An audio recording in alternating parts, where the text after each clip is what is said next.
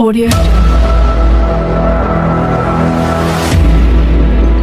Packagingnya tidak jauh berbeda. Tersangka skincare Merkuri Mira Hayati yang berguna bagi manusia. Kita lihat berdasarkan Packagingnya tidak jauh berbeda. Audio Jungle. Audio Jungle.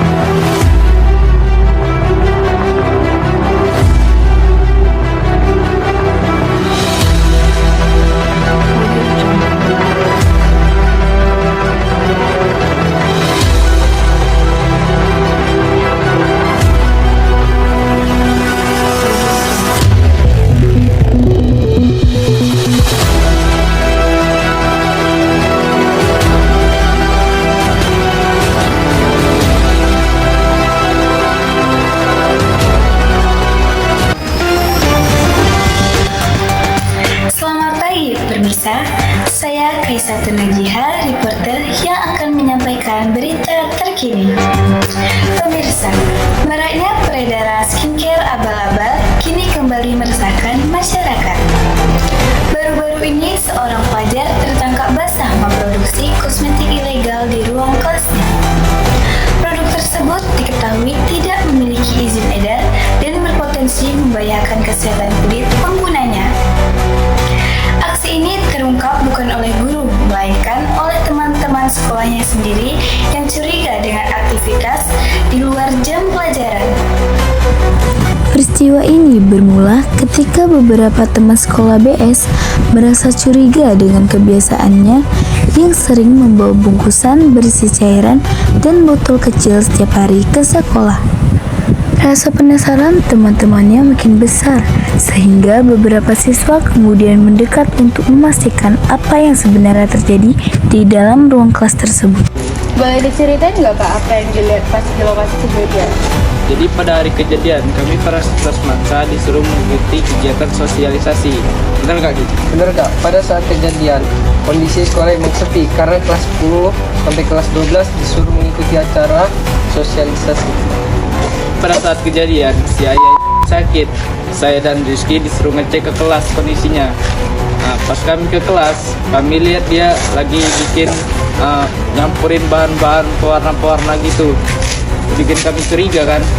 Pas kami cek, dia lagi kayak bikin skincare gitu. Bahan-bahan yang dipakai diduga bukan bahan skincare sama sekali. Ada yang mirip cairan pembersih, bahkan pelaku menggunakan tepung tapioka. Apa alasan kamu melakukan hal tersebut? Awalnya saya lihat banyak yang jual kosmetik buatan sendiri di internet. Jadi saya pikir kenapa nggak ikut coba juga. Tapi saya nggak nyangka bakal begini hasilnya.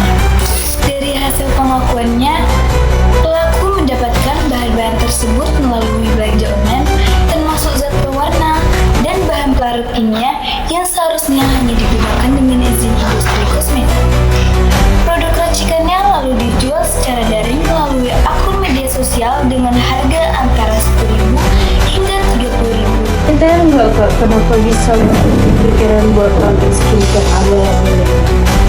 Jadi waktu itu saya lihat iklannya di Instagram, katanya bisa bikin kulit cepat cerah. Terus pas saya pakai 2 kali, ternyata bikin muka saya gatal-gatal dan merah-merah. Pas saya mau komplain, ternyata akunnya udah hilang. Saya kaget pas tahu penjualnya masih sekolah. Pihak sekolah segera mengambil langkah cepat. Orang tua BS dipanggil untuk dilakukan pembinaan, sementara seluruh bahan dan alat yang digunakan dalam pembuatan kosmetik disita. Petugas kesehatan dari Puskesmas tempat juga ikut meninjau lokasi dan memastikan bahwa bahan-bahan tersebut tidak lagi digunakan. Dia mengira membuat dan menjual kosmetik itu hal biasa karena sering lihat di media sosial. Tapi ternyata itu berbahaya dan bisa melanggar hukum. Sekian informasi yang bisa saya dapatkan dari para saksi. Saya Ayu Azura Putri di lokasi kejadian. Kembali ke studio.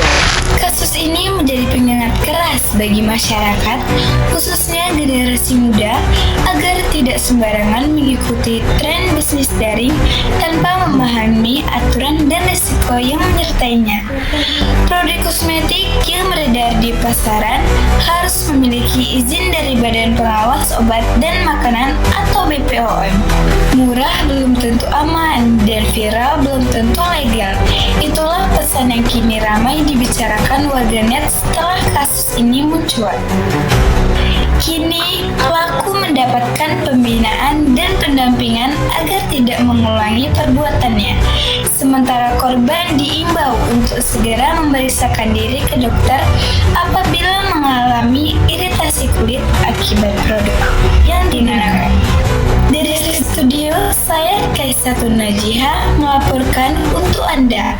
Waspadai peredaran kosmetik tanpa izin edar dan selalu pastikan produk yang Anda gunakan telah terdaftar secara resmi. Tetap waspada dan jangan sampai keinginan tampil cantik justru membahayakan diri sendiri.